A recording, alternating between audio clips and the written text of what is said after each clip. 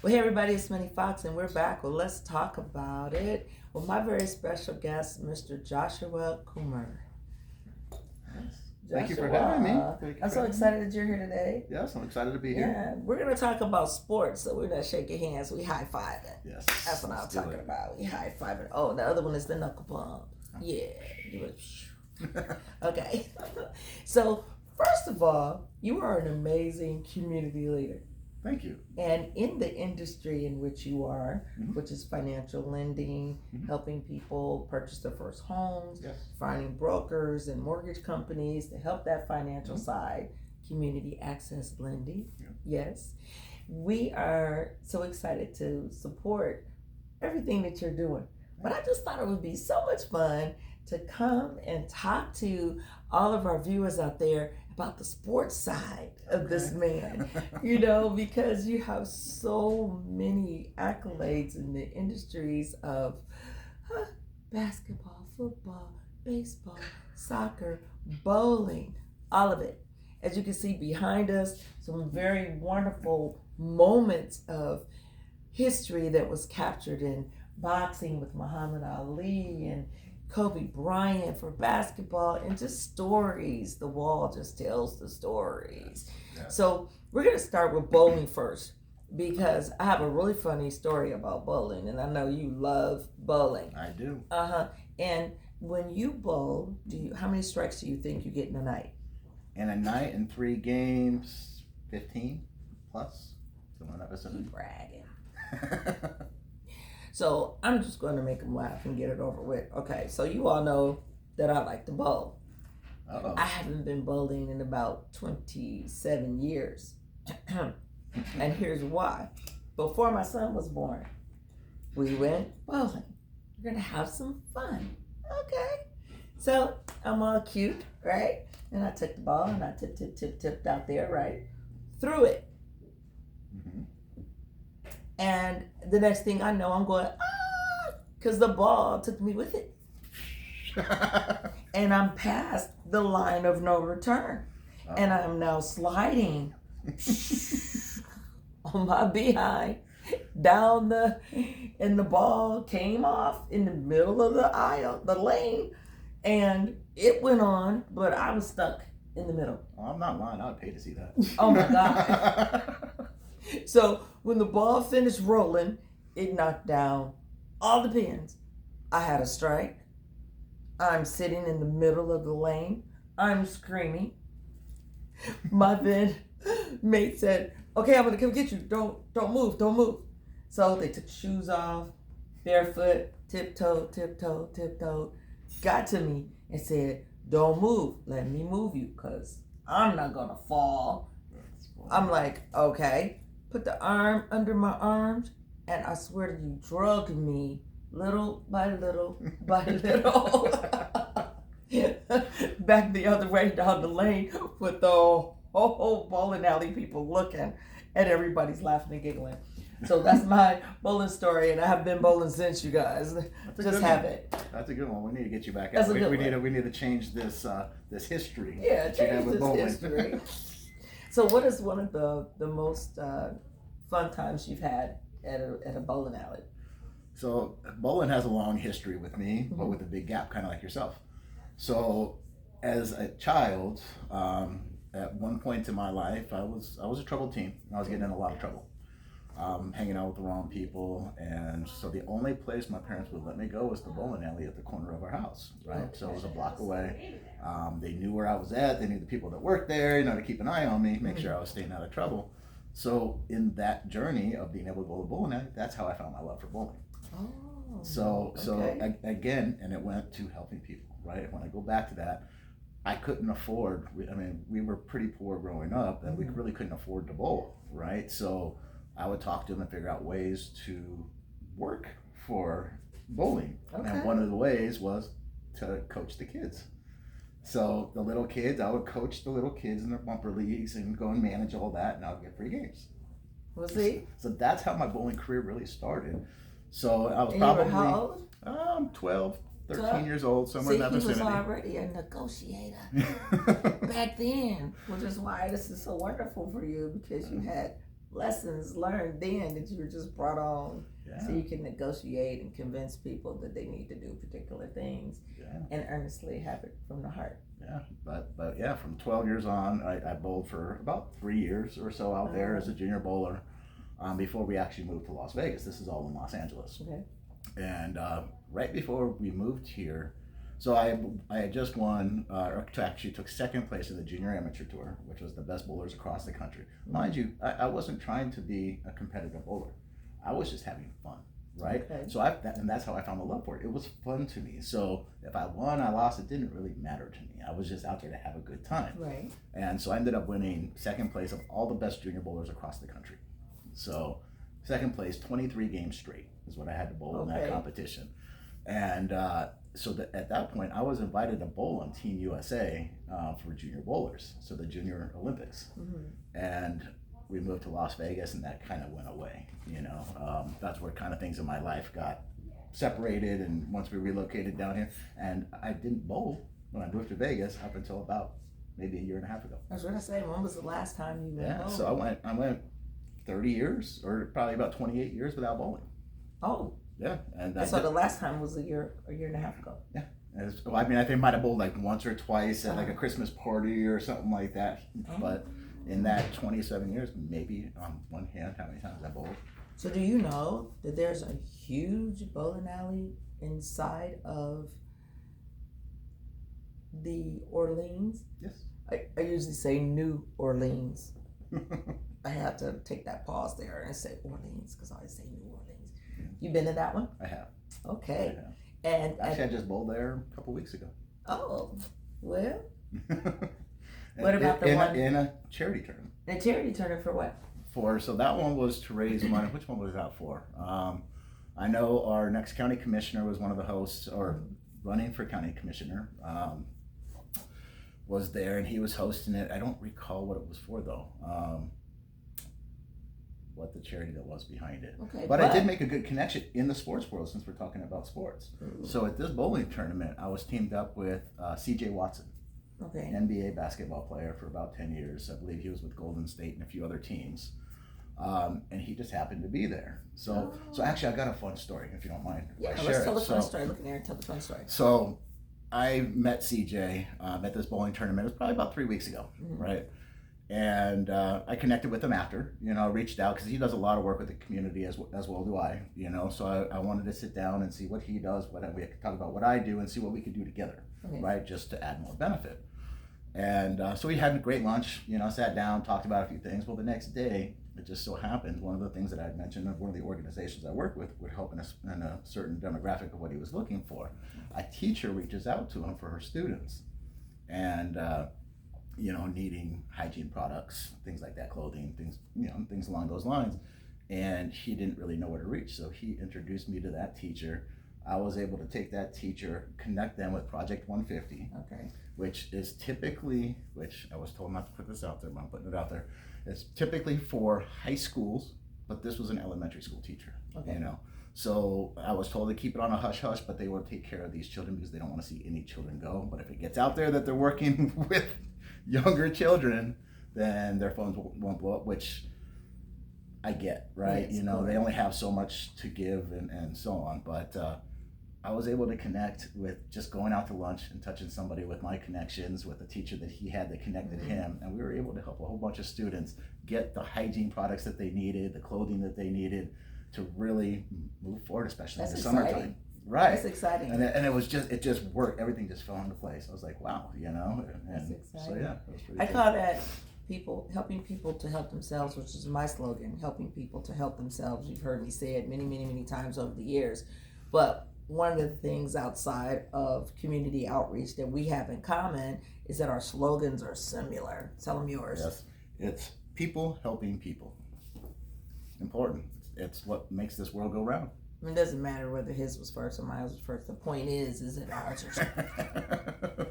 That's why we get along. That's why we get so along. good. We got so much in common. So I'm glad that you began to talk about the charity, because I wanted to talk to you about the different community outreach that you're doing. Absolutely. And share with us a few more of the other ones.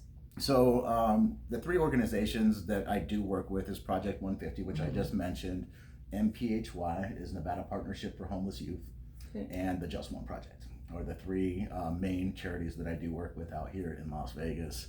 The Just One Project, I will go and we haven't really spoken about it, but my childhood and what happened actually when we moved out to Las Vegas really relates to a lot of those children. Okay. And so I'm able to go and tell my story and my adversities and what I had to go through and where I'm at today, you know, and the path that I've had to go to get where I'm at today. Mm-hmm. And it really resonates with the children. So a lot of people don't know the Just One Project is more food bank, right? It helps people get their groceries and things.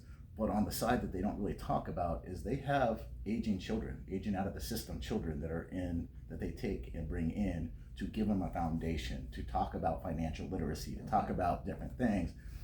And I was able to go in there and make a difference, right? And talk to these children, and they graduate the classes every May, you know, for the ones that are going to be going out of the system. And I actually am in the process of starting a nonprofit for specifically that, children that are aging out of the system. Okay. Because there's really nothing out there. You know, once they're 18, they're forgot about and they're pushed out to the streets, you know, and that's really unfortunate. And does any of that sound familiar to you guys? That's because Josh and I do the same thing on different levels. You know, I'm here and he's there, and then I'm here and then he's there, so I'm still coming. Hey, but we're on the same level. It's not a competition. Helping people is helping people, no matter how you do it. I'm just teasing. But what we do that is so much in common that I hadn't shared with you, coming from California. Mm-hmm. Many people know me as the community outreach activist that has worked with the children ages 6th grade through 12th grade. Nice. So we have life after high school and our different lectures and seminars, but we do life skills. Okay. And we teach the young people, you know, how to dress, how to cope, how to look, how to feel, how to be, and to understand that everything they ever want is right here. Absolutely. All that power within is given at birth. It's something that no one can take away. Yeah. And when everybody people, tries to take it away. They do. And when you give them permission to, you gotta make sure that you get it back. You gotta take it back. Well said, so you always hold on to that self-esteem and motivation that's already inside you. Yeah. And the life challenges are going to try and take it. Yeah. You know, and I share with you that I was a fraidy cat. I call it fraidy cat because that's what I was. I was so good in track, though. You couldn't beat me in track. That's because the bullies at school would chase me home from 3rd grade to 6th grade. I was always running. You smell my smoke, always running, see the steam, always running, because I didn't want to fight. And I was afraid to. And I was a real girly girl. Mm-hmm. You know, I didn't like to get dirty. I didn't do mud pies. I liked the sugar sandwiches, you know, and things like that. But the bully of the 6th grade, you know, she really had some challenges where she was pushing us and pulling our pigtails and stepping on the back of our shoes. And she actually came to my home to fight me. And it was just a story that evolved to the fact of me having to defend myself. And out of fear, I fought back. All right, did you whoop her ass? Well, the thing is that if I didn't, my mama was going to whoop mine. There you go. Because mom was on the porch. And none of you jump in this. This is between the two of them, you know. But long story short, that young lady, 7th through 10th grade, we became best friends because I was no longer afraid. I actually faced the fear. Yes. And I always said, Priscilla, you saved my life because you stopped me from being afraid and standing up for myself, because that's what that ended up being. But with that came a whole nother umbrella of things, because now I'm not afraid no more. And you unleash that confidence. What? You know? You unleash that confidence, yes. And that's something that, you know, with us as having been through various things growing up, that we share with our young people. Well, if this happened, that happens. But this has certain circumstances with it, and this has repercussions. Yeah. So you have to be able to tailor your emotions and pick your fights, they call it, whether it's verbal or physical or whatever happened. Yeah. You know, and we try to face life with the verbal side. Yeah. Let's talk about it. Let's communicate. Let's get through it. Yeah. But when you have someone that is of yourself or myself or others that we have worked with, it inspires and motivates our children to get them to see things can be a little different. Yeah. You know? And it's more in need nowadays than ever, right? When we grew up, there wasn't social media. Mm-hmm. You know, there weren't all these different ways to bully someone, right? Yes. And I mean, the suicide rate in teens is the highest it's ever been in the history of this country. Mm-hmm. Why? Because of bullying, because of the reach that these children have Yes. to really hurt somebody, you know, and when you're not facing somebody face to face, a bully only has so much face to face. Yes. But online, their reach is so much deeper, and that's where building up our children, building up the community that we speak to and we help, it's huge, right? And getting them to not listen to all the noise. Mm-hmm. Let the noise go. Like, it's only what's right here, right? You know, you are your worst enemy in your own head. You know, life is actually really simple if you let it be. If you let it be. If you let it be. Parents, you're hearing this from Josh and Eileen and Josh.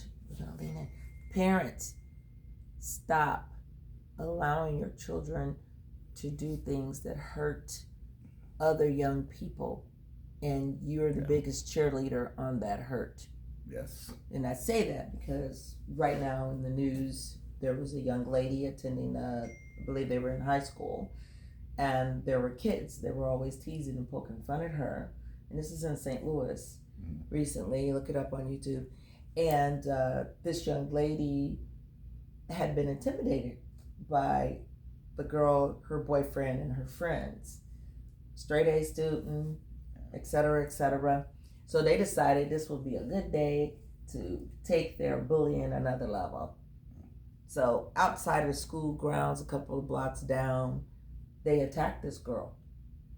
And the one particular girl that did the attacking, her mother brought her to that area where that young lady was just past the school and was there watching them fight. See, we gotta do better as parents. You know, so the young lady held her ground and handled her business. Good for her. Out of fear, out of the fact, or what have you. But all the young people were filming. Yes. And so it was different variations of these videos that came out of that altercation. They arrested the girl that got attacked. Okay, so now this A student is sitting in jail because this student that was probably a C student was jealous, whose mother allowed her to help attack her. You know, so now everything's coming out. So just saying to that young lady that stood her ground and held her ground, you did the right thing, and justice is going to prevail. You would get this erased off your record so you can continue school and be able to go to college without any flaws in your background behind something someone felt that they needed to do with the help of their parents. Are you kidding me? Yeah. And that young lady that did that, lessons will be learned behind that as well. Yeah. And this is why so many of us need to step up and help our children. Most kids are not always going to be for sports. I remember when my son was young, I gave him all the balls that we're talking about today: basketball, football, soccer, handball, kickball, volleyball, all the balls. You know, and he was good at it all, but it wasn't what he really wanted. But you have to do that because all of those sports have what?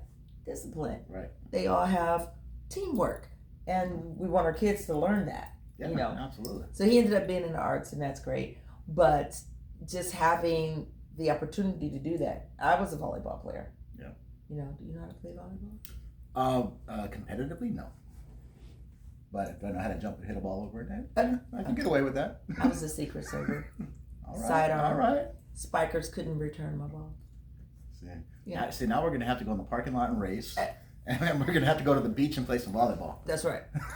Well, you know, for me, volleyball is in the gym. Well, you know, where's control and I'm falling in the sand, messing up my knees and things like that. But we're on the beach. So, you got away. So look, what's really interesting here in Las Vegas right now is there is a girls football team. Yes. Voila. And this is slide it over just a little bit so you can see it. That says NFL on there. Isn't that amazing? Oh, I can touch it? Yeah, of course. Oh, hey, girl, know how to hold a football. I think like this or something like that. Football players out there. All right. And you can't palm the ball, but you know. Right? Tell us about this football. Yeah, so we all know the Raiders are fairly new to Vegas, right? So this is my team. And we all know I'm a Vikings fan. Oh. So this is the ball from the very first game that the Vikings came and played the Raiders in Las Vegas, and this was the ball that was actually used in the game. Are you serious? I'm dead serious. Yeah, this is a legitimate NFL ball that was used on the game, brought from the Minnesota Vikings to Las Vegas. Look at that. Wow, that is so cool. And you know what's even more cool about that is that you are a Vikings fan. Yes. Die hard. And I'm Raiders because I'm in Vegas. Because I'm in Vegas, I had to pick a team. And believe it or not, when the Raiders stadium was being built, the Allegiant Stadium, when they were creating the Allegiant Stadium, I went over there when the cranes were up, and you could see right through it, and they were just in the beginning of it. So go to YouTube, look up the talk show, and you'll see it. My plan was to follow the development of the Allegiant Stadium. Yeah. So I did a whole show. You know, I'm driving north on the 15. Yeah. I'm driving south on the 15, so you could see it in development, and then COVID happened. And I obviously didn't get back over there for a whole year. And then when they started back to, you know, doing the construction and everything, I kind of got a little here, got a little there. But I was there for the Super Bowl, their first game. Yeah. Their very first game, and filmed and everything over there. Yeah. And I'm Raiders blinged out baseball cap, you know, the whole thing. But in actuality, I really don't have a team. My football teams were always, who was the popular person on that football team? Okay. Right? Yeah. So like Rodney Pete, the refrigerator. Oh, I'm telling my age. But the guys that, you know, were popular on the football team. Sure. You know, and I can go on naming a bunch of guys. But great, basketball was the same. Absolutely. Who was famous on the basketball team, from the Magic Johnson to the Kobe Bryants to Worthy. Worthy was the very first Laker game I went to. Worthy got hurt. Oh, really? And they took him off in the stretcher. Him and the guy went up, and they collided. These two trees colliding in the air. And I remember screaming, Worthy, oh! You know, and I went to the Forum Club at the end in California. Got to have fun, right? So tell us about your the most fun you had at a football game. Well, the most fun I had in a football game was actually, I have a couple. You know, the first Vikings game I ever went to in Minnesota with my dad and my little brother was amazing. But it got topped a few years ago when I took my son to his first Vikings game in LA at the Coliseum against the Rams. Wow. Right. So, and we were in the Coliseum, and we're chanting, and it was just me, the two of us, right? It was one of the best experiences of my life, you know, just walking in to the Coliseum, first of all, is iconic, right? You know, the Coliseum, being able to watch anything there, right? And I've been watching things since I was a little kid. I grew up out there, you know, at the Coliseum, but he hadn't.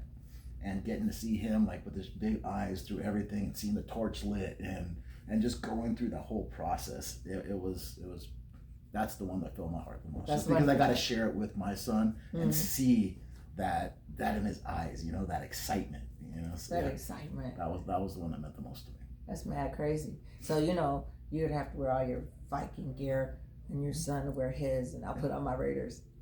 Let's do it. Now, with that being said, let's talk very candidly about basketball for a moment. Okay. And as I mentioned, the different players, for me, at the time moving to California, I was total Lakers. Yep. The very first time I went to a professional basketball game, it was the Lakers. Yeah. And everybody was playing at that time. Worthy, Magic Johnson, and everybody was playing, so it was kind of cool. Kareem, to see everybody. So what was your favorite basketball game? So, funny enough, so the Lakers have always been my team too. Ever since I was a little kid, I loved watching the Lakers. And it was the Lakers and the Bulls back then, right? Those were the two teams when I was a kid that we used to watch. Magic Johnson, Michael Jordan, right? Those two were it. And I was on the Lakers side of things, and, you know, most people were on the other side. But we didn't have the money to go to a professional game when I was a kid, so I never did get to go to a Lakers game as a child. The first Lakers game I went to was with my wife. Because she was a Laker fan too. She grew up in LA. Okay. And so me and her went out to Staples Center in LA, watched it. I mean, nosebleed seats because that was all we could afford, earlier in our relationship. And I think I got it for it. It was like our first anniversary or something. I got us tickets, and so that was the first game that I ever went to a live Lakers game.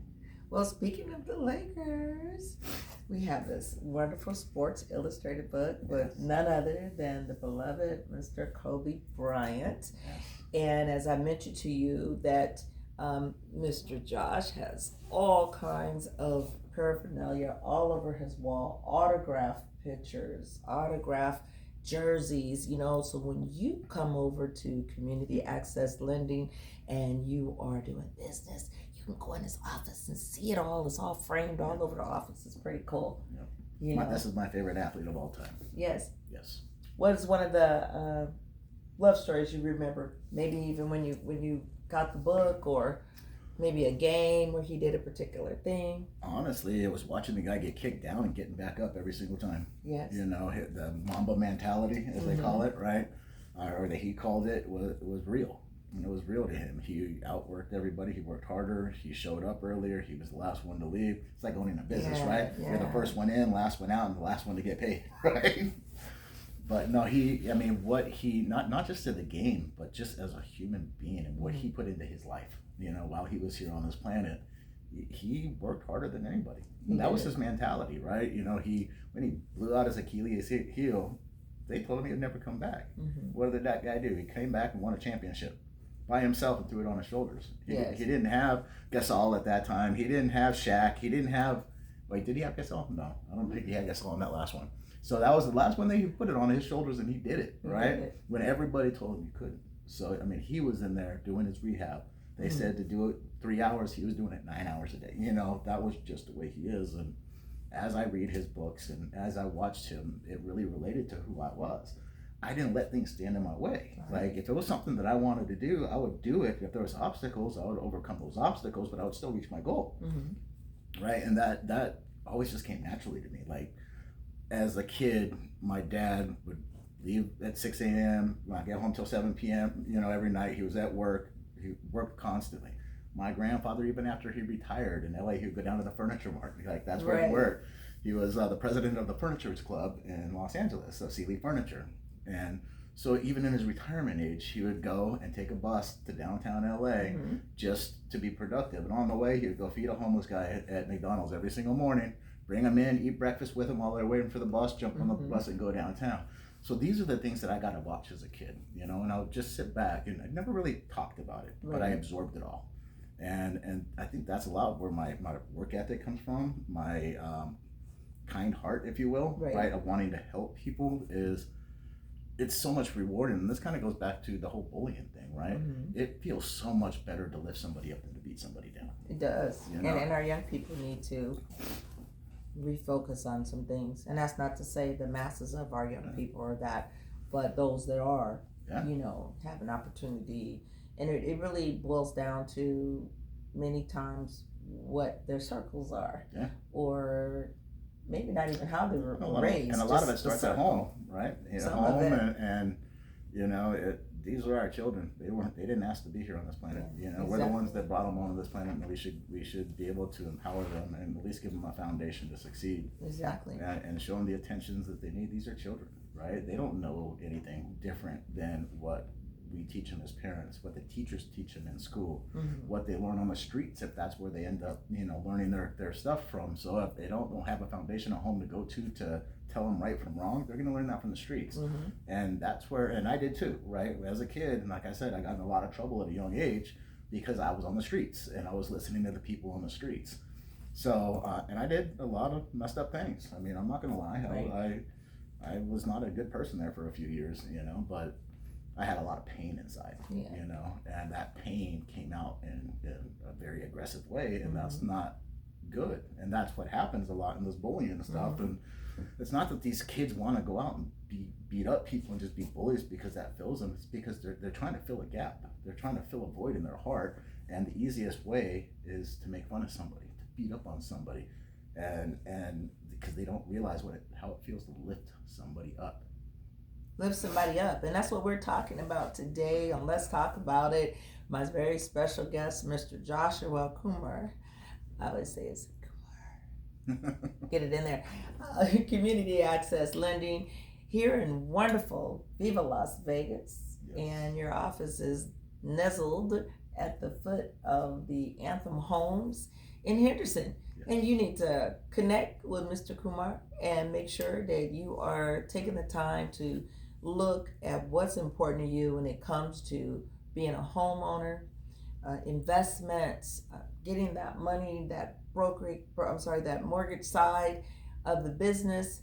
This is your guy. Yes. We're having some fun today, just getting him out of the suit, put on a t-shirt, and talk about the sports world. Now, I know behind me, as I mentioned earlier, about boxing. And it's not just any boxing on that wall. It is pretty. Legends up there.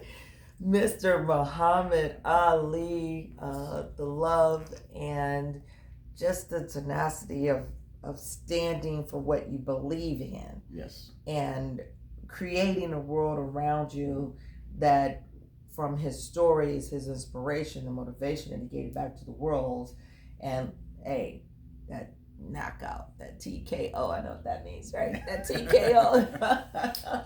Let's talk about your beautiful, just an amazing moment in time on the wall. Let's go with the third photo here. Who's that in that photo that he knocked out?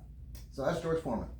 George Foreman. Rumble in the Jungle. I met the Rumble in the Jungle. Yeah. His hand was as big as my head. I worked in the real estate, the retail world for a little while, and he came in buying fragrances for his mother and his wife. And when I was looking at him, I was like, "Oh my God, this man is huge," And so when he pulled out his money to pay, I was like, "Look at his hands were big as my head." I'm like, "Oh my God!" But yes, Rumble in the Jungle, and George Foreman's story was amazing. It was. He too has an amazing story. Mr. Muhammad Ali's story, they're both on YouTube, where they did documentaries on them. And both of them are amazing. And they're amazing. They both you can't are. hold a But I got some good stories behind those, Okay. So, I mean, I don't know if the viewers could see the pictures in that much detail, but in most of these pictures, 3 of the 4, in the middle over there, to his right over there, and between his legs over there, is Muhammad Ali's old business manager, Gene Kilroy. Okay. So Gene Kilroy came to me, it was probably 10 years ago now, right? And his life was kind of in shambles. He had some investment properties and people weren't paying, and he found himself in a position where he was actually losing money each month. Oh, okay. And this kind of goes into going beyond mortgage, right? He sat down with me and he asked for my help. He said, "Josh, I need help." He's like, "Things are not working. I'm losing money. I don't want to lose my houses. I don't want to, do this." So I spent the next 6 months restructuring his whole life. Oh, wow. Getting everything dialed in, from his properties to the mortgages on it to, his credit cards, his finances, his leases, everything, right? And really just helped him get back on top, right? And be in a positive cash flow life, right? Where he wasn't losing money each month. And he was just very grateful. So, and he's become a good friend. I talked to him a couple of weeks ago again, and we do lunch often and we hang out, and he's such a good guy. That's so cool. Went out, he took my dad out. My dad was a huge fan when he found out, and he's like, wow. "Do you think you could get dinner with us?" I was like, "Yeah, And so we went to the Bootlegger Bistro, one of my favorite restaurants here in town. Eat. And but yeah, so with my dad, but he would bring me these things, and he's like, here. I had them all framed up. They were just raw, like the posters of the pictures and stuff. Okay. But he was just very grateful. So every time he came in, he would drop something else off for me. Oh. And that's the stories of just when you meet somebody, and this is after, you never know where it's going to go. This is after it all, right? So he would still come back and just be like, "Here, this made me think of you. Here you go." Oh. So stuff like that, and that again is so rewarding. Lifting somebody up, helping somebody out, really, again, fills my heart. That's what I'm about. And that's what we're talking about today, for our young people, our young adults, and our adults. When you get in your 30s, your 40s, your 50s, you could still never learn enough. You still need someone, however that may be, but you got to know that you need it Yeah. in order for you to reach out. Absolutely. To have help 100%. and everything. Yeah. So look, I'm always doing something fun on my show, and I always surprise my guests with something. So I just want you to think about, and my sister out there, Mr. Josh's wife, my sister. This is just a funny thing, so laugh when you see it. So you are at a football game. Yes. Because that's the football games that you love to do. Football was one of your biggest. Yes. Or maybe even your next boxing match, right? Mm-hmm. Oh, let me step back for a second. Floyd Mayweather. Hi. Floyd Mayweather. Whenever I talk about boxing, I always bring him up. Okay. Because, yes, greatest boxer in the world, Las Vegas, holds it down, etc. But the night that Mayweather and Pacquiao, remember that fight? Do I remember it? Mm-hmm. He got up and stepped away from the camera. You said, what you got? Do I remember? I got the ringside jacket Look at this. to the Floyd Mayweather Pacquiao fight. I should have asked you that. Look at this. Well, look, we gave you a plug, Mayweather, but the reason why I brought your name up is because I always say this to you. I challenge you to reach out to the community. Matter of fact, you're going to reach out to me. Minnie Fox Talk Show. Minnie Fox, like Minnie Mouse, Jamie Foxx, that girl. Okay, so Mayweather, the night that you and Pacquiao had your fight, it was the night of the prom. And so our kids couldn't go to the strip to have fun because everybody that came to see that fight was on the strip and it was not kid friendly. Not only that, all of the limos were $400 and $500 an hour because they were there for your fight, so the kids couldn't get the limo.